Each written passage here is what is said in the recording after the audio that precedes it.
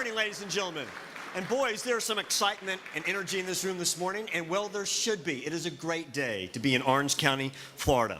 It is my pleasure to welcome our community to the 2016 State of the County Address presented by the Honorable Orange County Mayor, Teresa Jacobs. On behalf of Orange County, thank you to each of you for carving the time out of your calendars to join us this morning for this very important annual gathering where we get a review of the past year's accomplishments, but also a little preview of what lies ahead for our community. Now, each of us traveled from different vantage points this morning. We came from different jurisdictions, different perspectives, different opinions, and different issues. But there is one common thread that stitches us all together. This is the place, Orange County in Central Florida, that we each decided to launch our dreams, to pursue our careers, to raise our families, to grow our businesses and industries. This is the place that each of us have chosen to call home. And it's no coincidence that this morning in our home, it also happens to be Earth Day here on April 22nd. And remember, this is the perfect backdrop as Earth Day for the State of the County Address. This 46-year-old movement continues to motivate us to look at ways to provide a sustainable life for future generations. Mayor Jacobs has much to share about what our community has to look forward to in the coming years as we continue to invest in the building of our community. But first, we want to extend our thanks to all of the community leaders and organizations that are making this morning's event possible. First, to our generous hosting sponsor, the Central Florida Hotel and Lodging Association. We should never forget that it is through your doors of tourism and hospitality that millions of people come to know Central Florida and our citizens. Also want to thank our presenting sponsor, Bright House Networks, and our presenting AV sponsor, Encore Event Technologies. Many thanks to the International Drive Resort Area Chamber of Commerce for providing the delicious breakfast that we enjoyed this morning, and to the Hyatt Regency Orlando for hosting us at this wonderful facility. Thanks also goes to Bags Parking and Guest Services, Mears Transportation Group, Orlando Health, OUC, The Reliable One, SeaWorld Parks and Resorts, Summit Broadband, Universal Orlando Resort, and Walt Disney World Parks and Resorts. Please join me in thanking all of this morning's sponsors.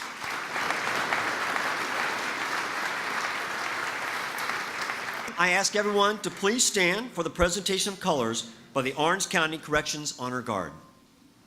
Honor Guard, attack, forward! Forward! Forward!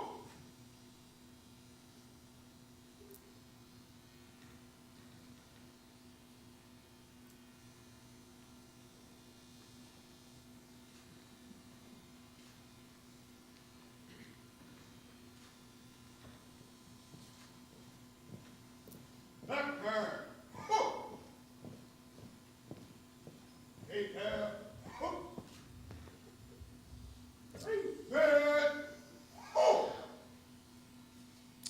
The Pledge of Allegiance this morning will be given by Tavion Jones and Brianna Gomez from the Boys and Girls Club of Central Florida, the West Orange branch. I pledge allegiance to the flag of the United States of America and to the republic for which it stands, one nation, under God, indivisible, with liberty and justice for all. And please remain standing for the playing of the national anthem performed by Leah Flynn, who is just 8 years old and a wonderfully talented Central Florida violin student.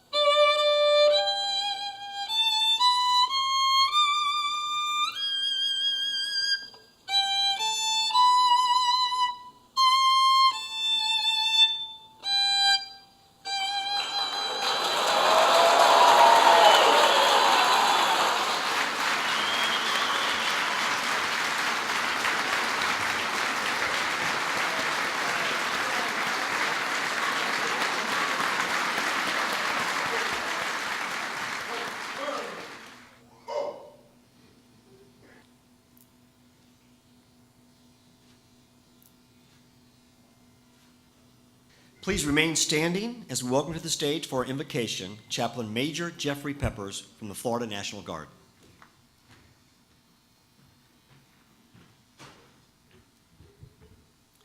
Let us pray. Oh God, we have gathered on this day that we have set aside to honor and to assess our stewardship of this earth that you have created. For the beauty of the earth, we give you thanks. For family, for friends, we give you thanks. For the freedoms that we enjoy in this land, we give you thanks. And for those who preserve these freedoms. For the 700 soldiers of the 2nd Battalion of the 124th Infantry, headquartered here in this county and presently deployed to preserve our freedom, we give you thanks. And ask you to continue your protective overwatch as the time of their return to us draws nigh. For the law enforcement and first responders who keep us safe, we give you thanks and pray that you would keep them in your hand as well. For Mayor Jacobs, for all those serving in executive, administrative, maintenance, and support roles, we give you thanks. We humbly invite your presence among us this morning as we celebrate our victories, rise to our challenges, and renew our resolve to serve you and one another in all we do. May the words of our mouth, the actions of our hands, and the intent of our heart be a right and fitting tribute to all those who serve. We pray this in your holy name. Amen. Please be seated. And thank you once again to Tavion, Brianna, Leah, and Major Peppers for helping us putting us in the right frame of mind and spirit here for this morning's program. And Leah, how you make the sound of angels spring from those strings, I don't know, but that was gorgeous. Please join me once again for thanking our presenters this morning.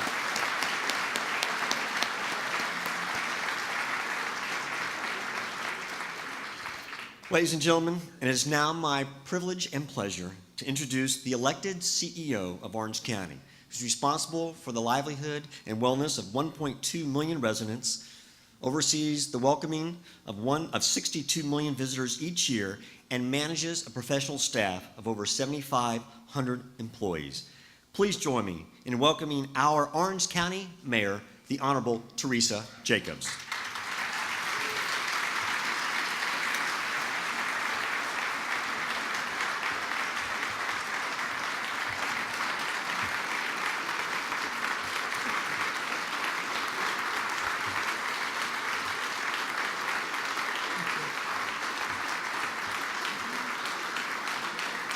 Thank you. Please be seated. Thank you.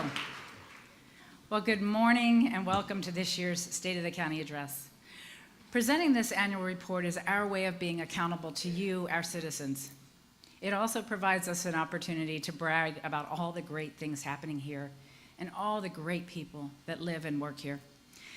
But let me start by bragging for just a minute about our Orange County Corrections Honor Guard, as well as our youngest citizens here today, Tavion Jones, Brianna Gomez, and Leah Flynn. Were they incredible?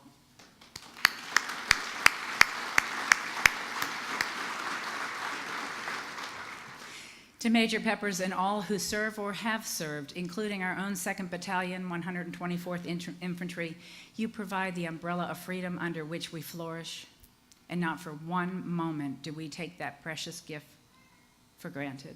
May I ask all who have served or are serving in the military, including our first responders, our police officers, our sheriff deputy, and all of those who have committed their lives to the protection of our well-being, please stand so that we can thank you as well.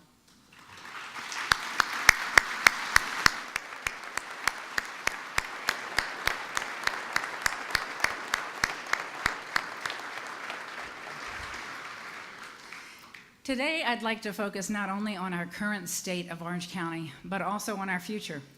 And isn't that what it's all about, really? It's about investing and planning for Tavion's future, for Brianna and Leah's future, by creating a community where all can succeed.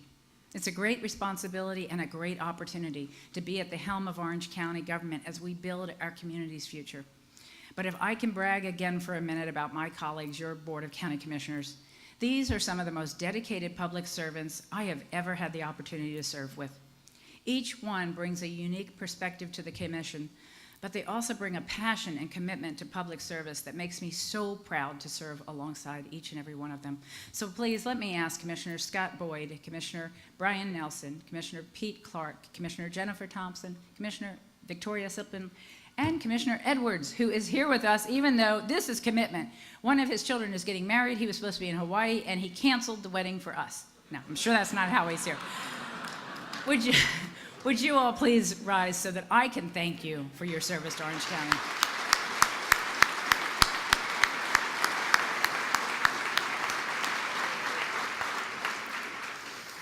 But the bragging certainly doesn't stop there. Our team is not complete without our entire Orange County staff, our volunteers, our advisory board members. Thank you for what you do every day to make Orange County great. And of course, we are blessed in this community to have so many partners in elected leadership. And I can't mention them all. They've already been called out, and I'm so proud to have each and every one of you here and the opportunity to serve with you as well. But let me mention Mayor Dyer and our city mayors throughout Orange County, as well as our city councils. Everything that you see around you, all the great work that's taking place, is a collaborative effort.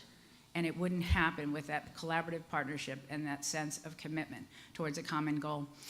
But of course, my most important and enduring source of support and inspiration, my incredible husband, Bruce, my tech-savvy mom, who I promise you is watching us live on her iPad right now, our 4 kids, okay, they'll correct me, they're actually adults now, Josh, Max, Lisa, and Chase. Bruce, kids, would you all rise so I can thank you and we can recognize you?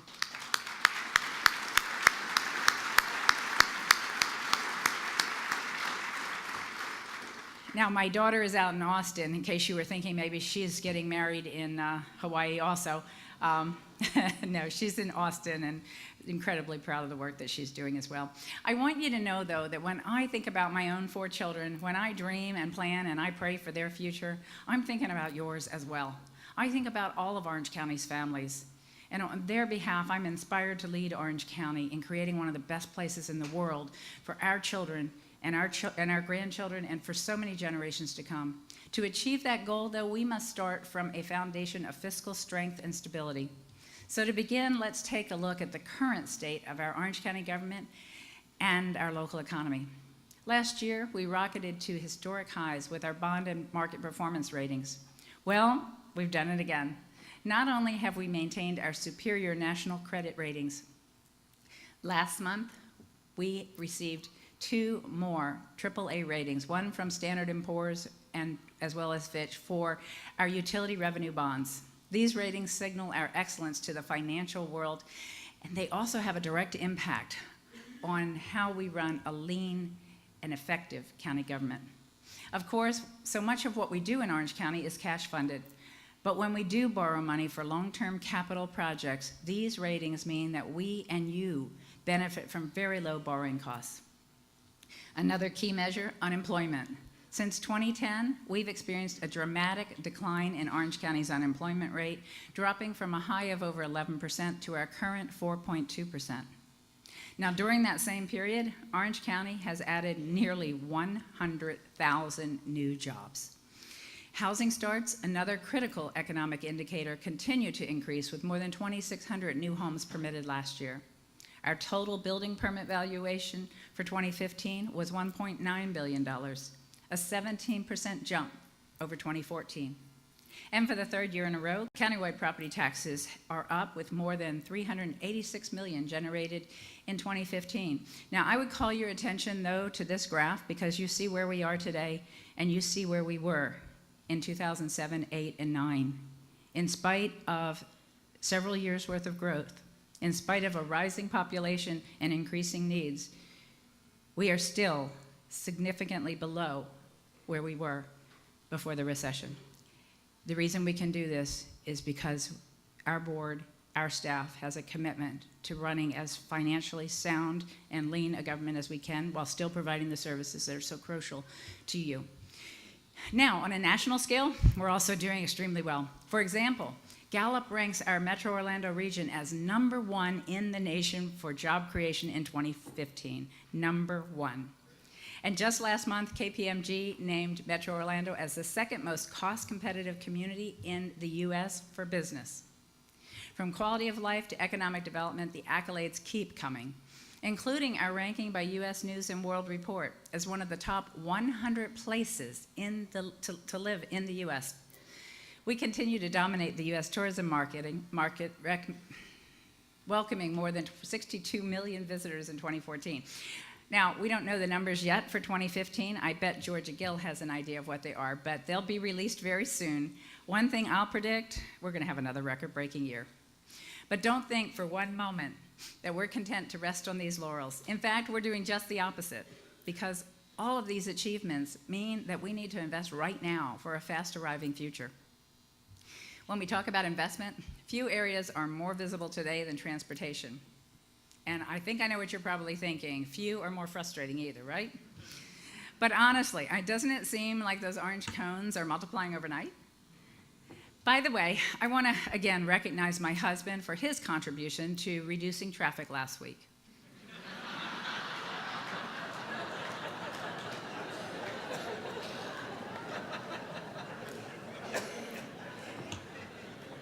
In spite of the video, he still swears that car was locked.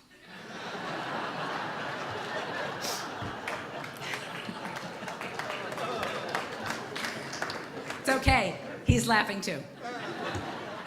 But please keep one thing in mind, whether you're a parent driving your children to school or you're a nurse or high-tech entrepreneur catching Sunrail to work, generations to come will benefit from the sacrifices and inconveniences we enjoy today. And it's for them and it's for all of us that we make this investment and we put up with the inconvenience. Now, I'm curious, how many of y'all, speaking of Sunrail, how many of y'all have ridden Sunrail, either to commute to work or just to get on it for fun? Show of hands. Oh, awesome. Very good. Okay, that was probably half the audience. So I'm going to echo Mayor Dyer's call to action and urge each of you to make a conscious effort to ride a Sunrail sometime in the next 3 months. Now, let's walk through some of our major regional infrastructure projects happening right here in Central Florida. We'll begin with Sunrail. As you know, the service began for Sunrail in May of 2014, and already we are in pre-construction for Phase 2 South, the 17-mile segment that will link Sand Lake Road to Point Siena in Osceola County. You may have already seen some of the railroad track that's been laid, but on Monday, April 25th, we will officially break ground on Phase 2 South. We're working hard for funding for Phase 2 North, which will take us all the way up to DeLand. And by mid-2017, All Aboard Florida will have its Brightline train service running from Miami to Fort Lauderdale and West Palm Beach. As construction moves north, we will get closer to service at OIA's new intermodal station. And by 2020, we hope that Sunrail's Phase 3 will be fully connected to the airport. For our 1.4 million convention center guests, we're working with the international financing firm Global Via to study the development of an elevated light rail system to seamlessly link OIA passengers to International Drive in the convention center. On the interstate, FDOT's Ultimate I-4 is doing a phenomenal job. Honestly, their progress is amazing. Not only are staggered construction schedules allowing the interstate to remain open for business, the creativity and the beauty of the overall design will be a treasure for generations to come. But again, we are never content to rest on our laurels. At the request of our tireless federal champion, Congressman John Mica, I recently convened a strong group of elected and community leaders from across Central Florida to pursue funding for Beyond the Ultimate. Through this group, we're looking for ways to continue the progress, both at the north end into Volusia, as well as south into Polk County. Within Orange County, we're also focused intently on road improvements and pedestrian safety. To meet our future needs, from leisure and recreation to business, commerce, and quality of life, the Board of County Commissioners approved the $300 million INVEST program that I rolled out at last year's State of the County. And with more than $200 million allocated for road construction, transportation again takes center stage. So buckle up as we travel through each district to see what improvements are coming your way. Let's take a moment to get oriented to our map.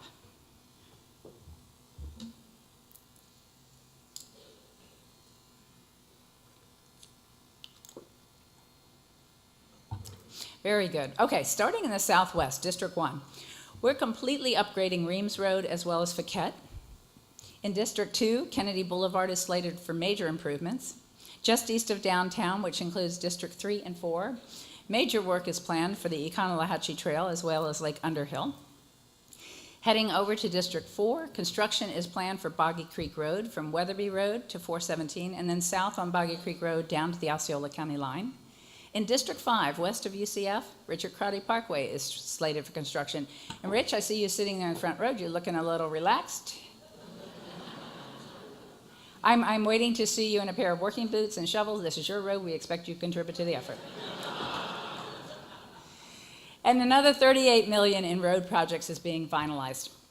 And finally, closer to downtown, District 6 will be the site of major improvements, including work on Texas Avenue between Americana Boulevard and Holden Avenue. Wow, that's $200 million in roadway improvements. Now that's a lot of orange cones. And all without raising taxes.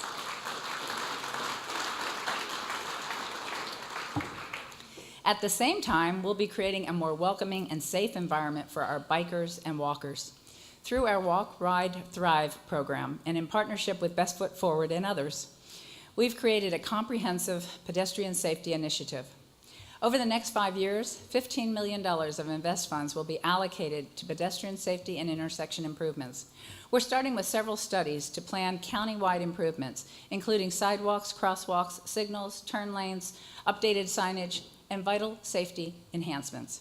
Orange County is also investing $30 million in public safety infrastructure, including 3 new fire stations, as well as superior equipment for our firefighters, as well as a training center, a regional training center, if we can find the partnerships to make that a reality, so that we can have a top-notch training facility for our first responders.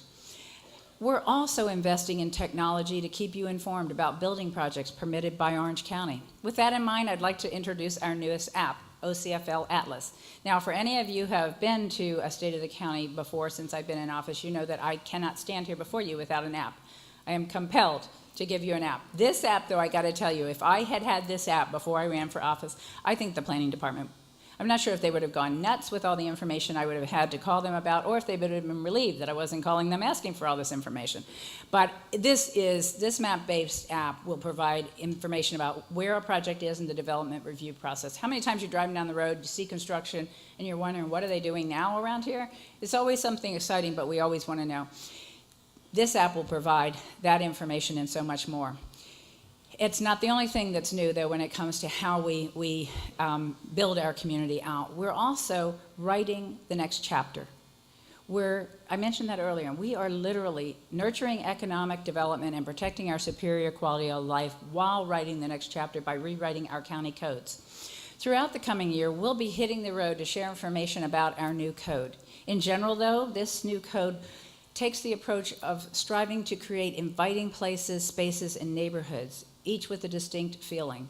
Whether it's neighborhoods with quaint restaurants and coffee shops within walking distance, or more developed areas, Orange Code will give us the tools to make these unique places a reality. And as we move to this new platform, we've selected iDrive as the perfect place to roll out Orange Code. What a year for one of the world's premier destinations. iDrive is going to be a destination not just for visitors from around the world, but a destination for our own local residents and citizens. It's going to be a place where you and I can take our families on the weekends, a place where we're going to want to take our guests when they come from out of town. Orange County's International Drive Vision Plan was met with great success, a dynamic plan with even more dynamic results. We're going to transform iDrive into an area with gorgeous boulevards, and we're already well on the way. Great open walkable spaces, interesting places to visit everywhere you turn. A luxury environment between the hotels and the establishments that are here, but just the whole feeling, really a renaissance of iDrive. And it's no wonder the tourists and locals alike are heading to International Drive. It's one of the greatest destinations in the state of Florida. But when I travel, I want to go someplace where you can take a walk and really get a sense of the community that you're in. And all of this is just the beginning of Orange County's vision for the future, which included the launch of the iDrive Vision Plan Review Group, composed of stakeholders and landowners who are committed to maintaining iDrive and making it bigger and better for years to come. More than $1 billion from the private sector are slated for investment on iDrive. We've got the right team at the Convention Center. We've got the right team on iDrive. Bold visionaries that are coming together to say, you know, iDrive is great today, but imagine what we could be.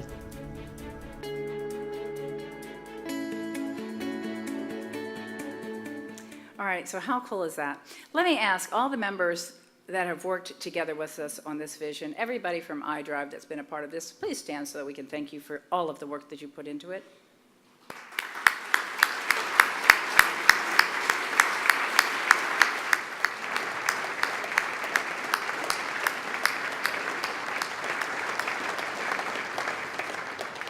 All right, that was a bashful group there. And of course, the centerpiece of iDrive is our convention center.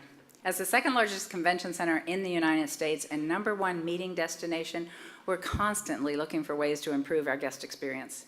Already, we're in year 3 of our $187 million capital investment project, investing in fresh, new, high-tech meeting spaces and world-class amenities. And let's not forget that in addition to serving our guests, the convention center is also a significant economic engine. Last year, we hosted more than 200 events. We welcomed 1.4 million guests, guests who contributed over $2 billion to the area's economy, guests who fueled nearly 1,000 local businesses and supported 26,000 local jobs. As it stands right now, the hospitality industry makes up 1/3 of our economy. That's pretty significant. But to diversify and grow the remaining 2/3 into high-tech, high-wage, and high-value jobs, we've got to make sure that Central Florida's economy continues to grow. As part of these efforts, earlier this year, we held our 4th annual Economic Summit. It was attended by more than 650 citizens. The event featured a great panel of successful entrepreneurs. It was moderated, of course, by Fred Kittinger. Fred, thank you for always being there for us. And we had another outstanding economic forecast from the ever-popular and uniquely entertaining Dr. Sean Snaith. Dr. Snaith, thank you.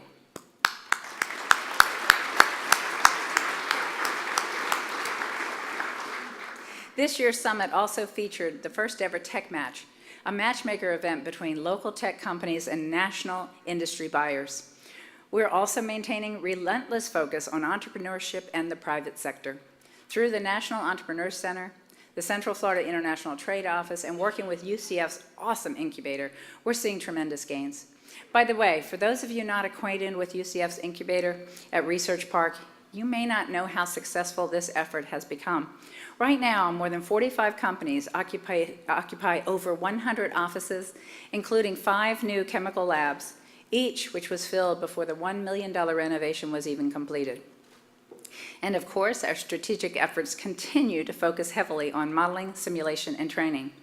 Through our MS&T Blue Ribbon Commission, led by our chair, Wayman Armstrong, in partnership with retired General Tom Baptiste, who I see is here with us, thank you, sir, the National Center for Simulation, UCF, the Corridor, and EDC's Metro Orlando Defense Task Force, and others, another $14 million in state funding is headed our ways. These dollars represent the final stage of our 3-year effort to help the Research Park maintain its competitive edge. Totaling $42 million in all, these funds will go to purchasing buildings and offering space to the military at lower rates. The MS&T is the heartbeat of current and future job creation. So in addition to Congressman Mica, General Baptiste, Wayman Armstrong, our MS&T and MODF members, I would also like to give a very special shout out and thanks to Senate President Andy Gardner, to Speaker of the House Chris Foley, to our delegation chair Mike Miller, and our entire Orange County delegation, and of course, Governor Rick Scott. What champions you've been for Central Florida. Please rise so we can appreciate you.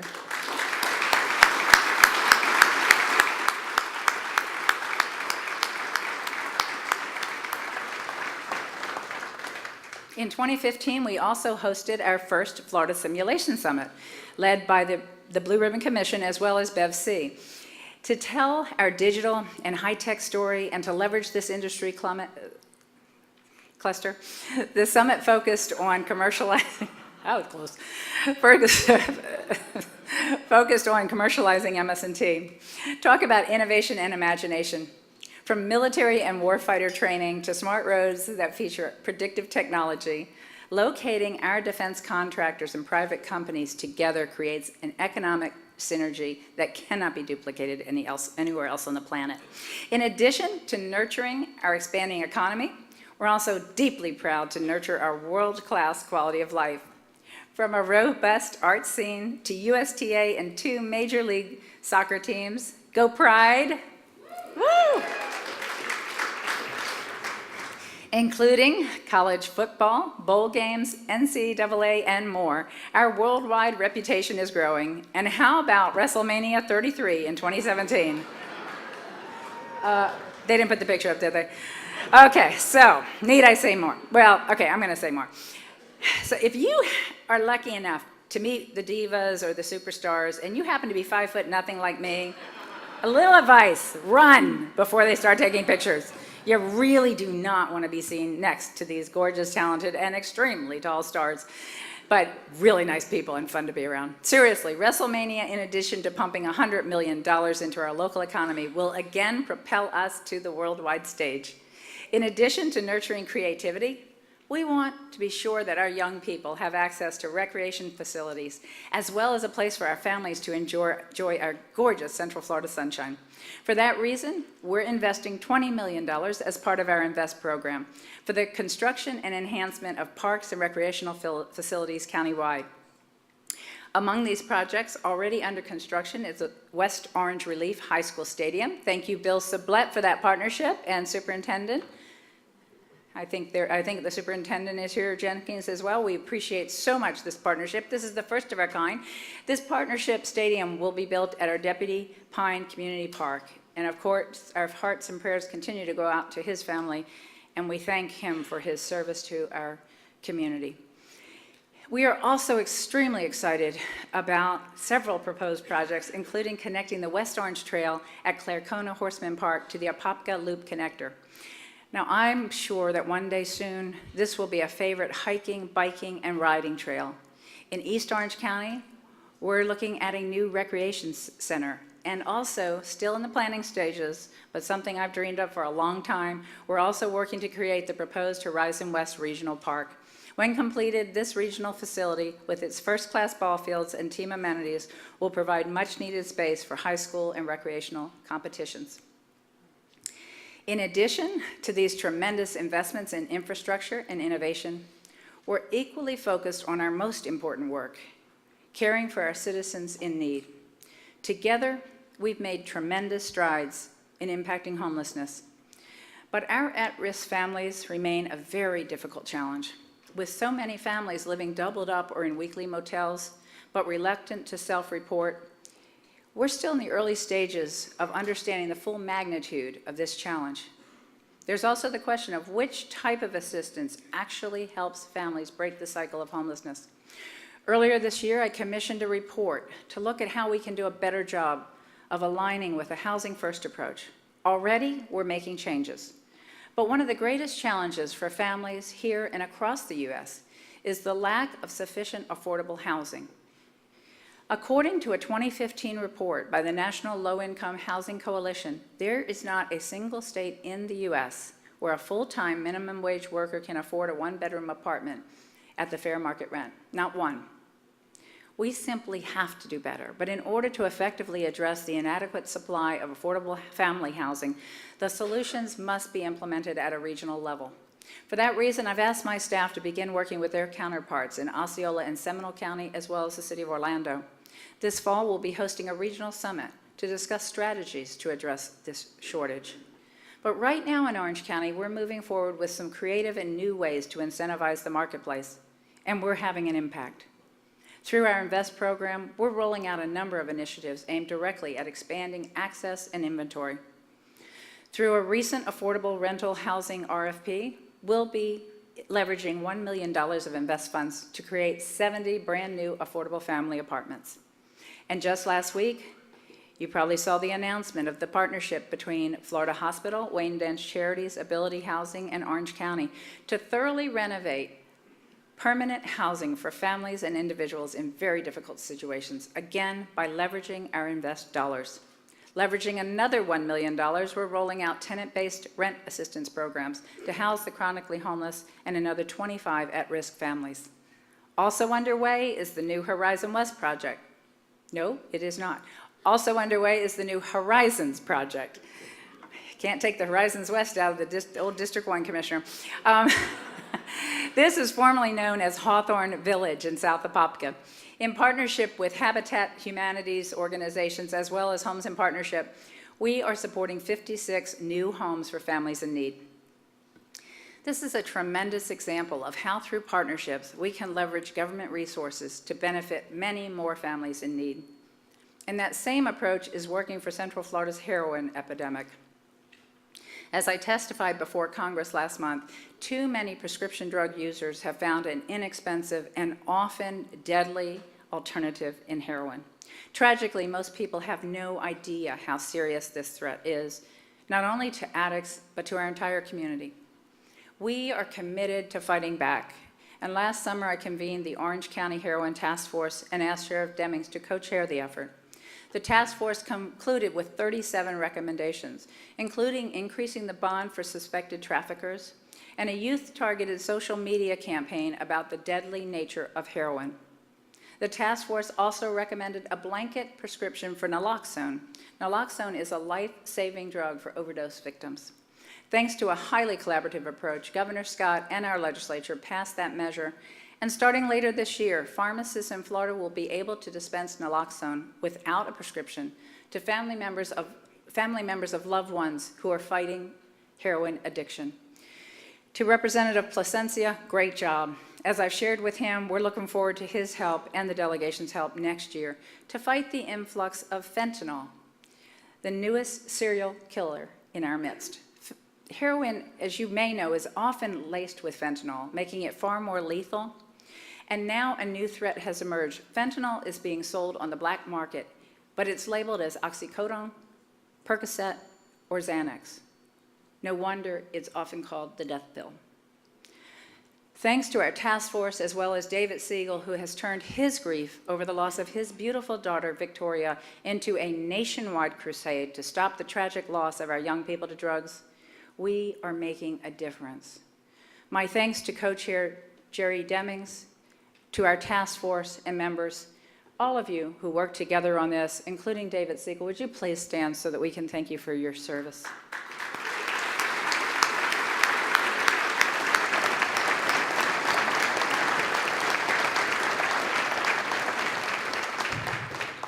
And I would put a pitch in for anybody who belongs to any organizations that would like to help spread the word.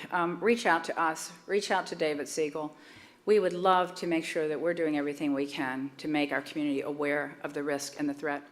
And just as we arm our young people with the information that they need to steer clear of heroin, we must be vigilant about another threat to our youth: the onset of mental illness. We now know that more than 75% of mental illness manifests itself before the age of 25. And for those experiencing mental illness, the perception of shame and stigma can be overwhelming, prompting silence instead of a cry for help. Based on the recommendations of our Youth Mental Health Commission, later this summer, we'll be moving forward with UCF and our mental health partners to unveil our anti-stigma campaign, an effort aimed squarely at college students. No matter the threat, this community comes together. We've talked a lot today about our investment in the future. Already we're a region brimming with opportunity and promise. Just imagine where our future is headed. Where we'll be in 5 years from now, in 10. From high-tech innovation already in the pipeline to private sector investments spurred by the county's own infrastructure investments. You know, I'm inspired each and every day to lead Orange County in working for you, our citizens, and in working for the future of generations to come. But my greatest inspiration, it's Tavion, Brianna, and Leah, and all of our young people, and everyone who is working so hard to prepare for their future. For each of your families, in Orange County, we're investing in affordable housing. We're investing in improved roads. We're investing in great neighborhoods. We're investing in a comprehensive public safety system. For today's young people, we're investing in our athletes. We're investing in our future scholars. We're investing in awesome parks. And through innovation, we're making our streets safer for cyclists and all of our children. And for all of Orange County's family that dream of a bright future for their children and their grandchildren, we're investing in the tools to create one of the best places in the world to live, to work, and to raise a family. And I thank each one of you that's here today because each one of you is investing as well. You're investing of your time, of your talent. You're invested and investing in our future. May God continue to bless our collective efforts as a community, and may God continue to bless Orange County. Thank you.